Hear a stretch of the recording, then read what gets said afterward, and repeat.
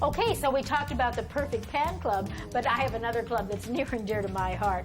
I got so many emails and letters from ladies asking for more recipes for the Ready, Set, Go that I made Cathy's Easy Eatin' Recipe Club. What I did was got busy in the kitchen and people sent me ideas, and we wrote all of these recipe books with lots and lots of different ideas. There's international recipes, there's breakfast, lunch, dinner, on the go, seasonal recipes, appetizer recipes, all in these little books. And when you join that club, you're going to get 3 of these beautiful little books every couple of weeks, so you can just keep those recipes coming. They are all full of recipes with beautiful pictures and perfect instructions. Like, look at this stuffed chicken recipe. Every recipe, like I showed you before, tells you which pan you're going to use, and it goes step by step, so it's easy to use and easy to make, and your family is going to love you when you come up with all these great new recipes. So you're going to go to ReadySetGo.com, join the Easy Eatin' Recipe Club, and you're going to get 3 of these books every couple of weeks, so you'll never run out of ideas for your Ready, Set, Go. Now, I'm going to be back in a few minutes with a couple of my real favorites. I'm going to start with one of my favorite cookbooks, which is called On the Go, which means that if you're running late for work in the morning and you don't have time for breakfast, you eat it on the way. And I don't want you driving through the fast food places. Who knows what you're getting there, and it's expensive. Look here, there's lots of recipes for things that you can take with them. And you notice I have a little red Post-it thing in here, because what I do is I mark, when I find a recipe that I really like, I mark it with one of these little red flags, and now I can always get to it. So here's a ham and cheese croissant. Now, I know you don't really think you need a recipe for it, but sometimes you just need a recipe to give you the idea in the first place. So watch what I've done here. A few seconds ago, I took, these are egg beaters, and I poured just a little bit in my pan, so I've got myself a little crescent of egg. Now, over here on my croissant, I've got a piece of provolone, some ham, and another piece of provolone, and now I'm just going to take and push that egg right out onto the top. Does this look familiar? Except when you get those croissant sandwiches at the fast foods, they're not really croissants. They're who knows what. Okay, so we'll just put the other one on there. And now I've taken the pan out. I'm going to go ahead, since that croissant would be a little bit big for just the quarters there, I'm going to go ahead and set it right in the big pan. And all this is going to do is warm it up, melt the cheese, and crisp up that top a little bit. So that's probably only going to take about 2 minutes probably to get the cheese all melty. So while that's cooking, let's take a look at Meat Heaven. So far, I haven't really done any big main dishes in here, but you'd be surprised what you can cook in this little machine. It does a lot of big jobs, and one of my favorites is right here, and there's a beautiful picture of it as well. It's called Italian Stuffed Pork Roast. So what I've got here is just a pork tenderloin. I love using pork tenderloins because they're really low in fat, and they're low in calories, and they cook up really fast. And they're not really expensive either. They come in a package usually, so I'm just going to take it and kind of slice it with a knife, but not cut it all the way through. Now, I have a little tenderizer. You see this thing, you've probably seen them advertised. If you ever have a chance to get one, do, because they are so great. It's like 1,000 little knives all going in there at the same time, and it really cuts down, breaks up those tendons and really tenderizes your meat. So I'm just going to run it through a little bit and then just kind of pop this guy open. Now, I've got some spinach leaves. And I'll have you know, I went out in my greenhouse and picked these fresh, but you can buy them at the store if you have to. I do have a garden, and I love to grow my vegetables. And this spinach, it's so nice to go out in the morning and just pick a couple of leaves of spinach for my omelet in the morning. So I'm just going to lay those spinach leaves in there. Now, this is pesto, and you can buy it in a jar. You can get it in a tube. You can make your own. I'm not a great pesto maker, so this is a really good brand. It tastes delicious, and it's quick to use. And you see I've just spread a little line of the pesto right down the middle of that spinach. Now, of course, it wouldn't be pesto without pine nuts, so I'm going to add just a few more to it. And all we need to do now is kind of roll that up. Now, butcher's twine, of course, would be the best way to tie up that roll. But if you don't happen to have any, one of my favorites is just a length of dental floss. So all I'm going to do is just give that a little tie. Dental floss is useful for all kinds of things in the kitchen. I truss turkeys with it. You can even use it to cut cakes and cheesecakes. It's just stretch it between your hands and just cut right down through it. It makes a nice, quick, even cut. All right, now I'm just going to go ahead and pull this around here. Okay. Nice thing about the Express is it's very forgiving. You know, when the bell rings, if you're not quite ready, just let it stay a second. I hope that croissant's going to forgive me for not being real fast here. Now I'm going to go ahead and use the full round for this. So I've got it preheated right there in the machine. We're going to give it a little spray of non-stick in the bottom. And just lay that tenderloin right in there in a little circle, if you'll cooperate with me. There we go. Now don't forget to spray the top and close it up. And that's going to take about 15 minutes. I think this is the only recipe I do that takes the whole time on the timer. Now let's take a look at our croissant. Oh, see, I probably should have gotten it when the bell rang, but you know what? I was busy doing other things. But you know what? That's not bad. And luckily for me, my husband will eat them when they're a little bit dark like that. Now, this is breakfast on the go, remember? So I'm going to wrap it in a napkin. Oh, I'm going to pull it open just a little bit so you can see that in just a couple of minutes that was in there, that provolone is all melted. The ham is nice and warm, and I've got that egg on there. Now, that's as good a sandwich as you're going to get anywhere, and you know exactly what's in it, so it's much better for you as well. And you can take it and run off to work.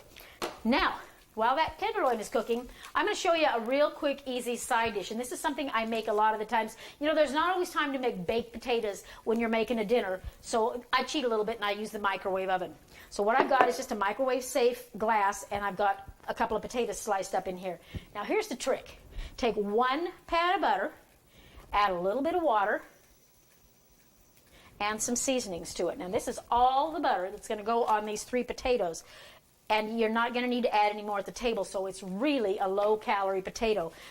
I've got a little garlic. There is no recipe for this. You guys just add what you like on your potatoes. I use a little of this Lowry seasoned salt and a little bit of pepper, some garlic, some onion powder. You got chives. Put whatever you like in there. The pepper on top. And I'm just going to pop this into the microwave for just about 30 seconds, just long enough to melt that butter. And then I'm going to pour it over those potatoes and pop a lid on it and put it in the microwave. And that'll cook in the microwave in about 9-10 minutes or so.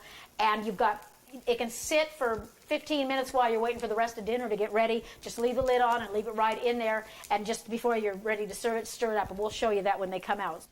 Okay, our butter's melted with our seasonings in it. And I'm just going to give it a little bitty stir and just kind of drizzle it over those potatoes. So remember, that's a tablespoon of butter, a little water, and some different seasonings. And those are going to cook right in the microwave in about 9-10 minutes or so. And it's a delicious side dish for any kind of meat when you just don't have time to bake real potatoes in the oven. I'm going to pop those right in the microwave, and they'll be done when my pork tenderloin's done. Okay, let's check our tenderloin. Oh, yes. Doesn't that look good? Tell me you can't make full meals in here. Now I'm just going to go ahead and pull this out of there. And I'm going to actually cut into it so you can see the inside. And there's our potatoes too, so we'll just let them stand for a second. Now let me go ahead and cut this dental floss off of here. Of course, I used to tell my family whoever got the dental floss had to do the dishes. And only the stupid ones would say they got dental floss. All right, well, I'll pull that off afterwards. Let's go ahead and cut into it and see what we got.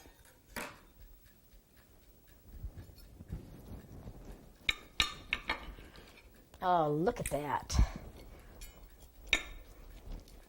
There, it's beautifully browned. My husband, I know, likes the end cut. But you can see it's perfectly done. You don't want any pink in pork, and that's just beautifully done. And because I cooked it in the round pan, I've even got a little bit of juice to pour over it. Oh, yeah. Now let's get those potatoes out. See how they did. Now remember, these cook for about 9 minutes, and then they can stand if they need to, if you need a little more time for your dinner. Oh, yes indeed. Low-cal baked potatoes. 1 tablespoon of butter on all of these potatoes, and I don't think you're going to find any need to add more butter at the table. They're just delicious, and they're so moist and so good. Except maybe dessert. Okay, you ready for dessert? I am. This is the Lunches and Snacks recipe book, and what you're going to find inside is the recipe for anytime cookies. Now, what this means is anytime somebody says, don't we have any cookies? Yes, you do. Now, this is a real simple recipe, and I know you can buy cookies in the refrigerator section at the store, but they're not Mom's cookies, and it's just not the same. So I made the recipe real easy. All you do is mix it up in a bowl. It's like a half a cup of butter, half a cup of sugar, half a cup of brown sugar. Put it in a Ziploc bag, and just use your hands to form it into a bar, just like this, and toss it in the refrigerator. Now, this will store in the refrigerator for a couple of weeks, but keep it in there for at least 3 hours before you bake your first cookie. And when you're ready for cookies, whether you want 2 or 4 or whatever, all you have to do is pull out the end and give it a slice. Now, these have pecans in them. You could add chocolate chips in them if you prefer, but these are just kind of a plain cookie. We like these with ice cream. And pick a pan you want to use. In this case, today I'm going to use the 2 ovals because it kind of lets them spread out a little bit. I'm going to spray it with a little nonstick spray. And let me give you a little rule of thumb.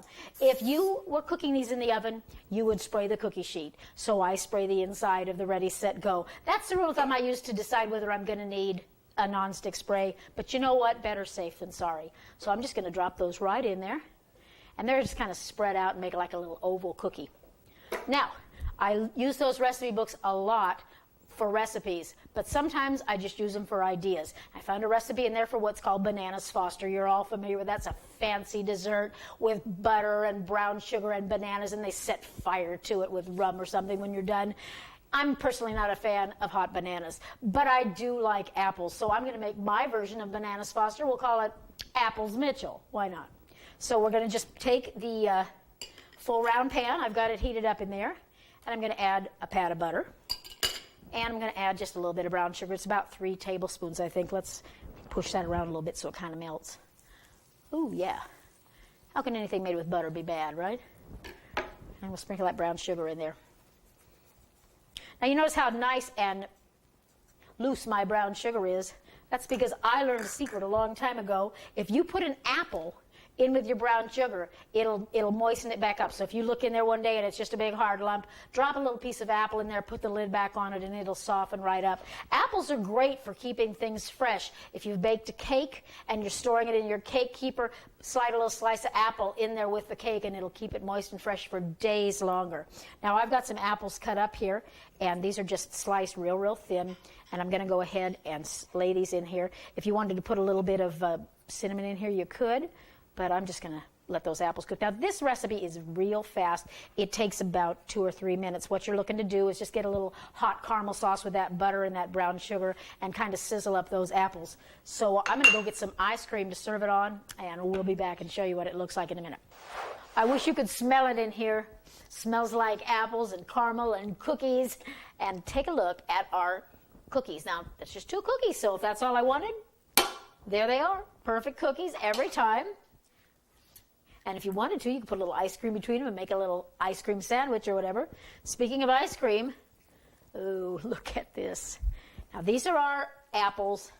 And you see I could have probably put even more apples in there than I did, but in that little hot caramel sauce. And because they're in the separate pan, I can just drizzle those on that ice cream. Oh, does that look good? Oh, it smells hot, like hot melted caramel in here. I'm ready to eat. I've got my spoon and everything. I think we could even tuck a cookie in each one just to make them look special. What do you think? That's a great dessert. Look at what we've done today.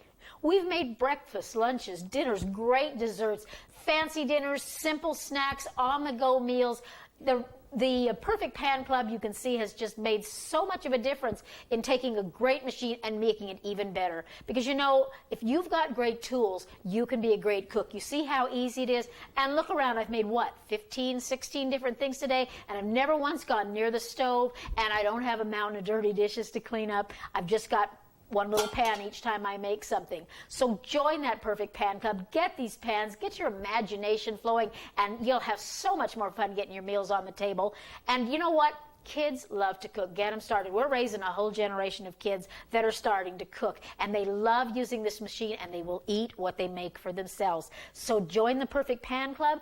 Get those recipes so you've got lots and lots of ideas. You'll never run out of things to make when you've got that Cathy's Easy Eating Recipe Club. Just go to ReadySetGo.com. And you'll find the store there where you can join both the clubs, order extra parts or whatever you need. And meanwhile, have a good time with your machine. Relax, enjoy. This is not rocket science. It's just a lot of fun. Thanks for joining me in my kitchen. Bye.